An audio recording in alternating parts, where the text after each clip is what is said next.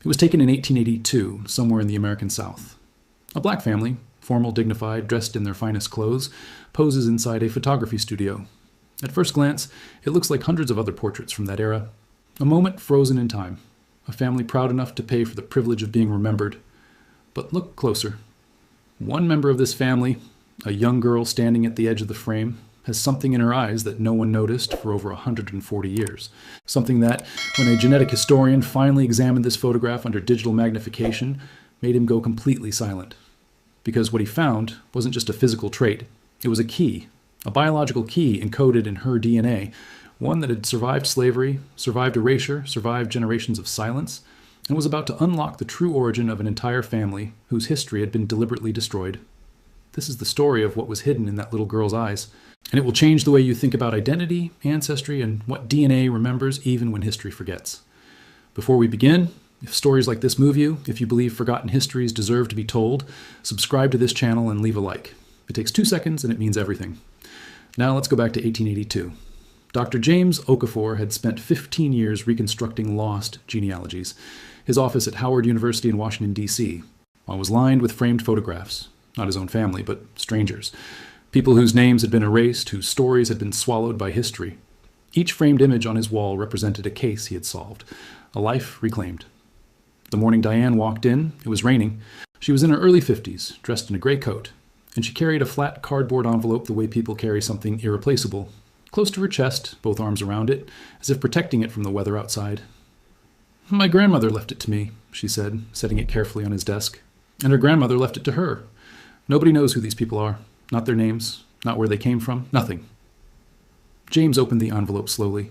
Inside was a photograph, approximately 8 by 10 inches, mounted on a thick cardboard backing.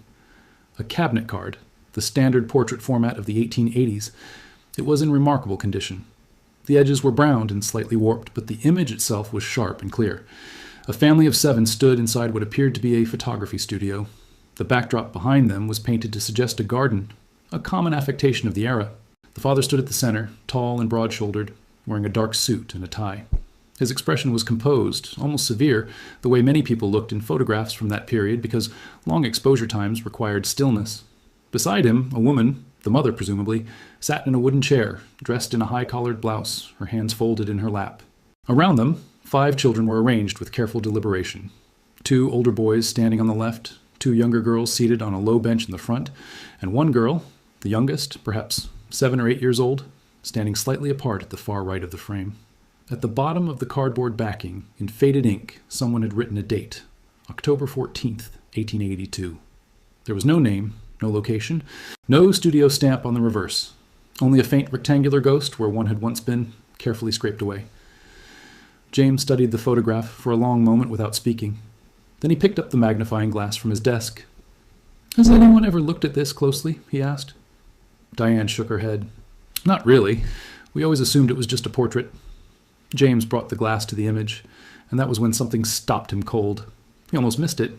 The magnifying glass had moved across the photograph the way it always did, methodically, left to right, top to bottom, cataloging details, searching for context clues, the style of clothing, the furniture in the studio, the quality of the photographic paper. These were the tools of James's trade, the small forensic markers that helped him date and place an image with precision. He had already noted several things. The high-collared suits on the boys suggested the early 1880s rather than the 1870s. The painted garden backdrop was consistent with studio practices in the American South during the Reconstruction era. The quality of the paper and the mounting card suggested a photographer with some professional standing. Not a frontier amateur, but someone with access to decent equipment and chemical supplies. Whoever this family was, they had made a deliberate choice to be photographed by someone good. It was when the magnifying glass reached the youngest girl, the one standing apart at the far right of the frame, that James paused. Her face was turned very slightly toward the camera, as if she had moved just before the shutter was released. In that slight turn, both of her eyes were visible, and they were not the same. Even in the sepia tones of a 19th century photograph, the difference was unmistakable. The left eye was dark, a deep, uniform darkness consistent with brown, the expected pigmentation for a black child of that era. But the right eye was lighter, noticeably, significantly lighter. Where the left eye absorbed light, the right eye reflected it differently, with an almost gray, pale quality that jumped out of the image even in monochrome. James set the magnifying glass down. He reached instead for the digital scanner on the shelf behind him. It took him 12 minutes to scan the photograph at high resolution and pull it onto his monitor. He used the software he had been using for years to enhance archival images, increasing contrast, adjusting gamma, sharpening focus digitally without altering the original file. When the enhanced image filled the screen and he zoomed in on the girl's face, he leaned back in his chair and was quiet for a very long time. The right eye was blue-gray. Clearly, unmistakably blue-gray, rendered in the subtle gradations of light that the original photograph had captured without anyone ever noticing. A black child. 1882. One brown eye, one blue-gray eye. He turned to Diane, who was watching him from across the desk. "Tell me everything you know about this family," he said. "Everything." Diane knew very little. That was the honest truth, and she said so without embarrassment. The photograph had been passed down through 4 generations of women, grandmother to daughter, daughter to granddaughter, always with the same vague instruction. Keep this, it matters. But no one had ever been able to say why. No names had survived alongside it. No letters, no documents, no oral history specific enough to be useful. "My great-great-grandmother received it from someone she called the old woman," Diane said. "That's all I know. The old woman gave it to her before she died and told her not to lose it." James nodded slowly, still staring at the screen. He typed quickly and pulled up a medical reference database he had bookmarked years ago. Not something a genealogist typically consulted, but James had learned long ago that genetics and history were not separate disciplines. They were the same story told in different languages. Waardenburg syndrome, type 2A, autosomal dominant inheritance pattern. He read the entry the way a detective reads a case file, looking for the specific, the actionable, the visible. Waardenburg syndrome is a genetic condition affecting pigmentation of the hair, skin, and eyes. The most visually distinctive features include heterochromia iridis, irises of 2 different colors or 1 iris with 2 colors, and a white forelock, a patch of white or silver hair at the front of the scalp. It is caused by mutations in several genes, most commonly PAX3, MITF, or EDNRB, all of which affect the development and migration of melanocytes, the cells responsible for pigmentation. James underlined the phrase autosomal dominant in his mind. It meant that the mutation only needed to be inherited from one parent to express itself. And it meant, crucially, that in a family line where the mutation existed, it would appear again and again, generation after generation, in roughly half of all children. If the little girl in the 1882 photograph had Waardenburg syndrome, she had inherited it from one of her parents, and one of her parents had inherited it from one of their parents, and so on, an unbroken biological thread running backward through time. He turned back to the enhanced image on the screen. The girl's right eye, pale and luminous against her dark face, looked back at him across 140 years. "This child," he said carefully, "has a genetic condition called Waardenburg syndrome. It's hereditary, dominant. It doesn't skip generations the way some conditions do." Diane leaned forward. "What does that mean?" "It means," James said, "that this didn't start with her." James spent the rest of that afternoon in the digital archive. He scanned every millimeter of the photograph again, this time looking not at the girl's eyes, but at the other faces in the frame, searching for the thread. The 2 older boys showed nothing obvious. Their eyes in the enhanced image appeared uniformly dark. The mother's face was partially turned, her right eye obscured by a shadow that the original photographer had apparently not bothered to correct, a compositional oversight that had survived 140 years. The father's gaze was direct and steady, his eyes dark and symmetrical. Then James looked at the second girl, the one seated on the bench, slightly older than the child with the heterochromia, perhaps 10 or 11. He had not paid her much attention before. She sat with her hands in her lap, her face fully toward the camera, her expression serious in the way of all children who had been told to hold still.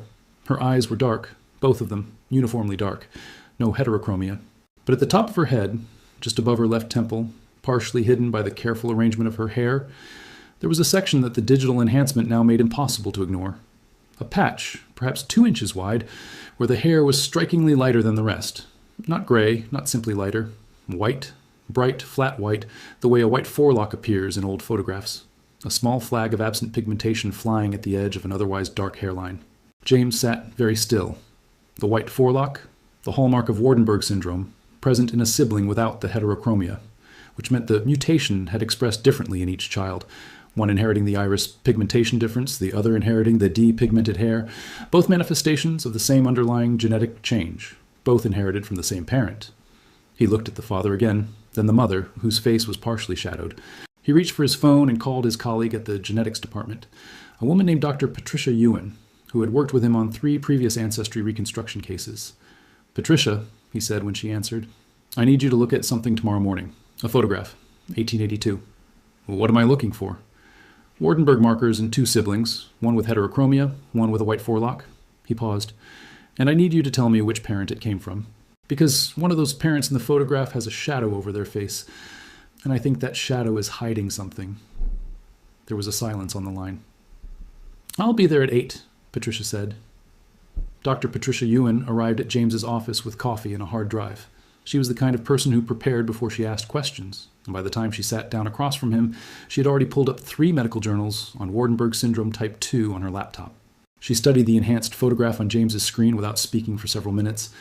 She zoomed in on the girl with the heterochromia, then on the older sister with the white forelock, then on the mother's partially shadowed face.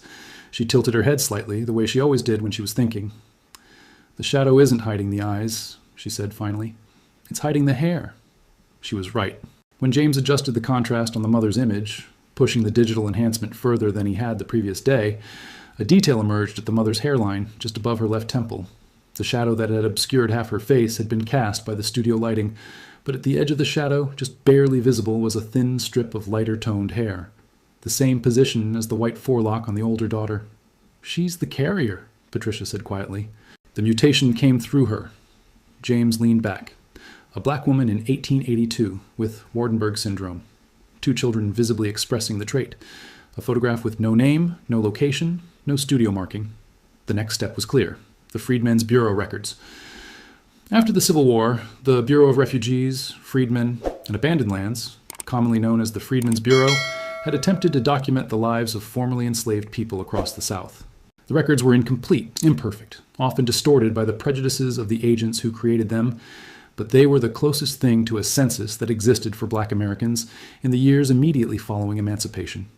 James had a subscription to the digitized Freedmen's Bureau database, a project completed only a few years earlier, after decades of painstaking indexing by genealogists and volunteers.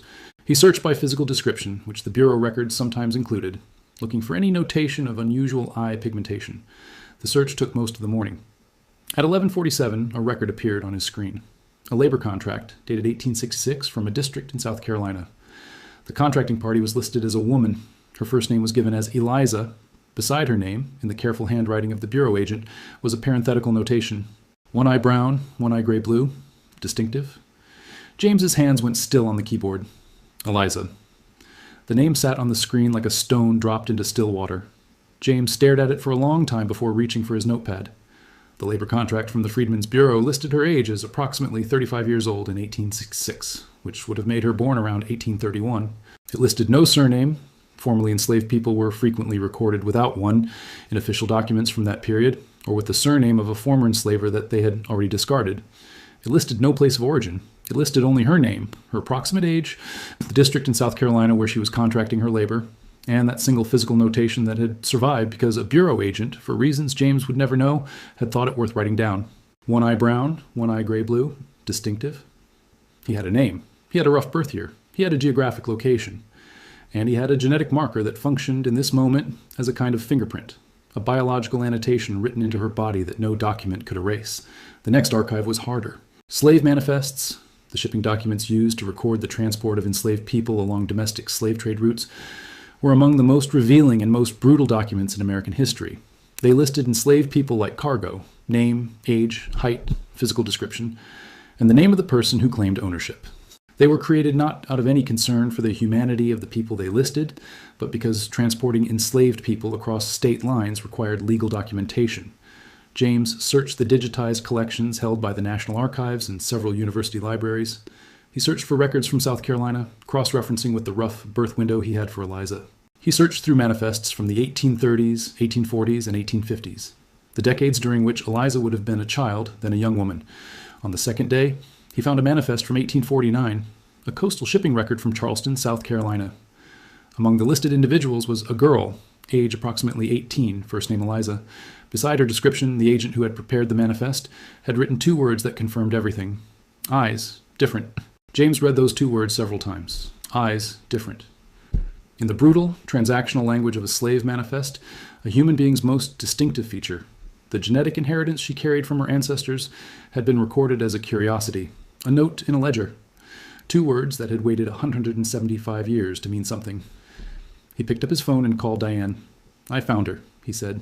Her name was Eliza, and I know where she came from. Diane was at his office within the hour.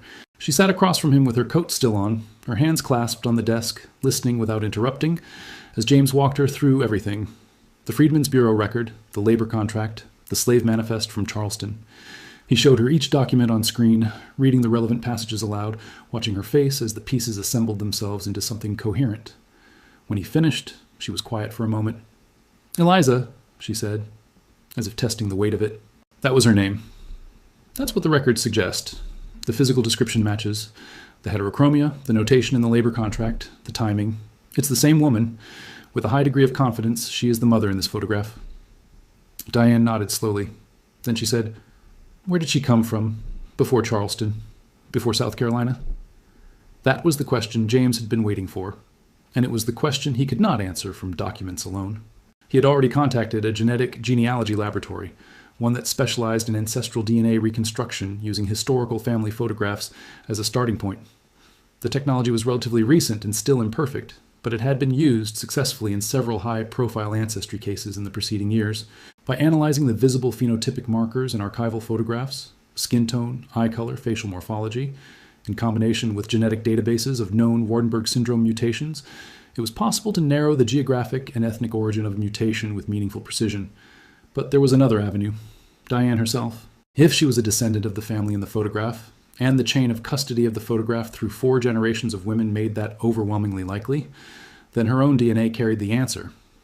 "Have you ever done a genetic ancestry test?" James asked. "No." She paused. "Should I?" "I think you should, but not one of the commercial ones. I want to refer you to Patricia's lab.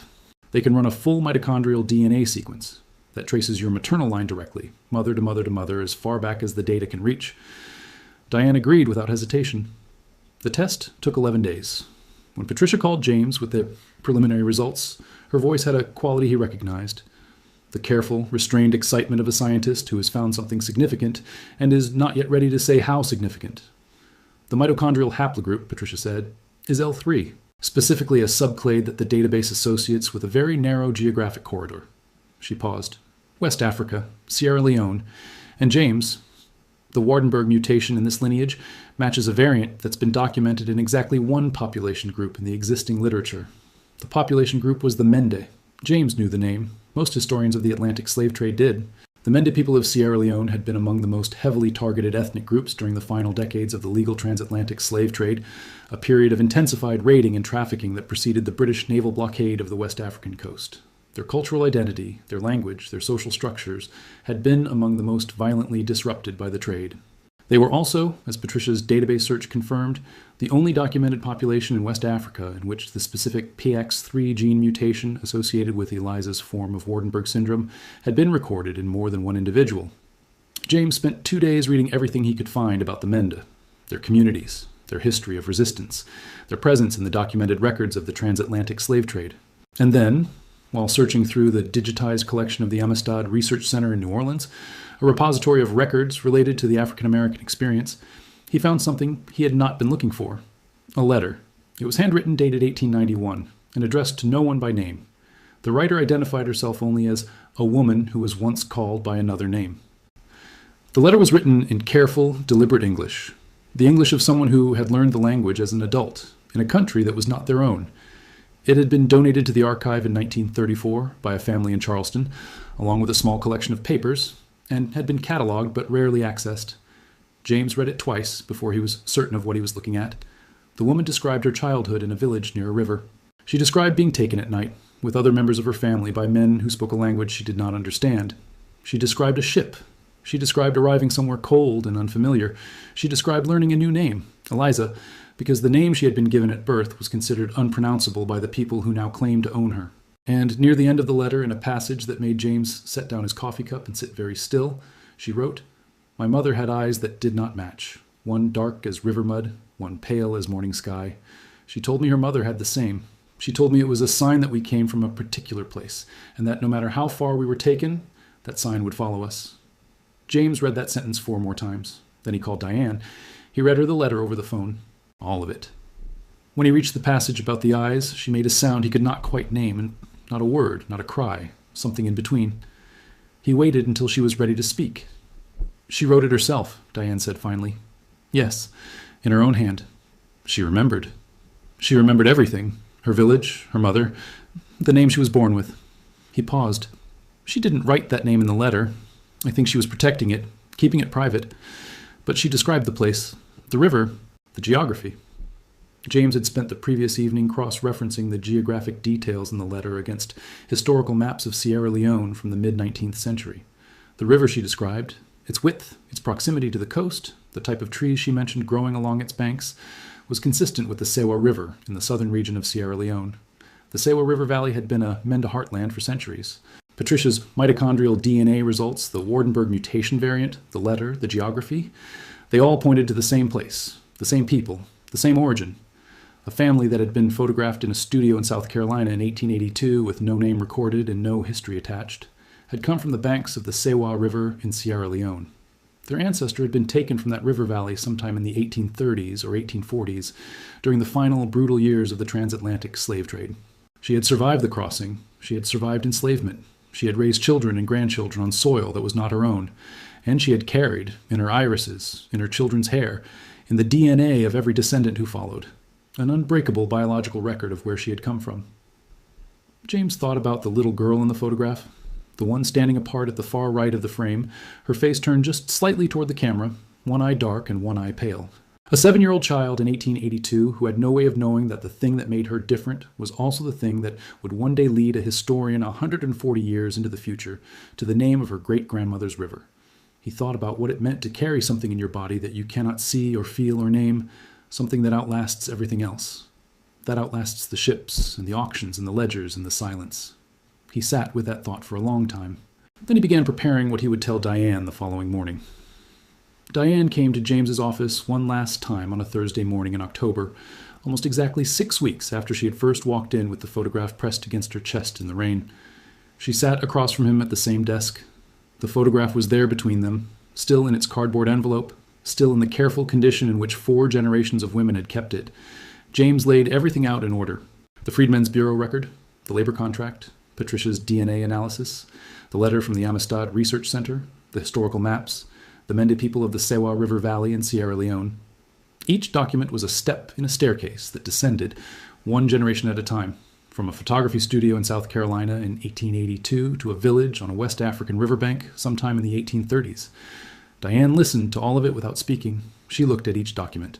She held the letter, a printed copy, the original too fragile to handle freely, and read the passage about the mismatched eyes twice.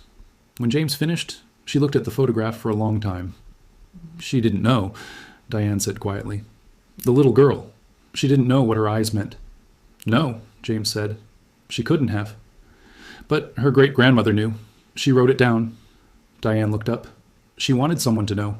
She wrote it in a language that wasn't hers, in a country that wasn't hers, and she left it for someone to find. James nodded. You found it, he said. It just took 140 years. Diane picked up the photograph and looked at the little girl at the edge of the frame, the girl who had moved slightly just before the shutter closed, the girl whose pale right eye had caught the studio light in a way that no one had noticed or thought to question for a century and a half. The family had no recorded name. Their story had been deliberately, systematically erased, first by the institution of slavery, then by the indifference of history, but the erasure had not been complete. It had never been complete, because written into the biology of that child, into the cells of her iris, into the genes she had inherited from her mother, who had inherited them from her mother, who had been taken from the banks of a river in Sierra Leone, was a record that no document could destroy. Diane set the photograph back down on the desk. She did not speak for a long moment. Then she said, her name was Eliza, but somewhere on the Sewa River she had another name, and now I know where to look for it. She picked up the photograph, tucked it back into its cardboard envelope, and held it against her chest, both arms around it, the same way she had carried it into this office 6 weeks before in the rain. DNA does not forget. It cannot be confiscated, burned, or renamed. It simply waits. And sometimes, after long enough, someone finally knows how to read it.